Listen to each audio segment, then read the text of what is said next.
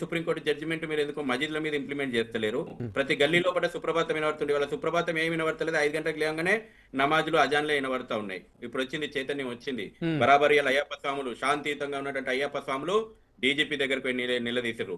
శాంతియుతంగా పూజలు చేసుకునేటువంటి అయ్యప్ప స్వాములు ఇవాళ డీసీపీ కార్యాలయం దగ్గరికి పోయి నిరసన చేశారు.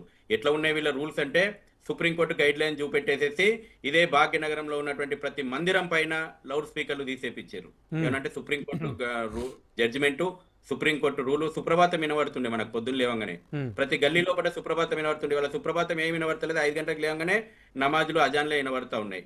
ఎందుకంటే ఏ దేవాలయం మీద కూడా వల్ల లౌడ్ స్పీకర్ లేదు. అదే సుప్రీంకోర్టు జడ్జిమెంట్ మీరు ఎందుకు మసీదుల మీద ఇంప్లిమెంట్ చేస్తలేరు? హ్మ్. ఒక్కొక్క మసీద్ మీద 20 పుంగలు పెట్టి రోజుకు 5 సార్లు మోగుతుంటే వినబడతలేవా? సాక్షాత్ హైకోర్టు రాష్ట్ర హైకోర్టు చీఫ్ జస్టిస్ ఛాంబర్ కి రోజుకు 5 సార్లు నమాజ్ వినబడుతుంది. హ్మ్. సుప్రీంకోర్టు జడ్జిమెంట్ ఎందుకు అమలు చేస్తలేరు ఇదే పోలీసులు?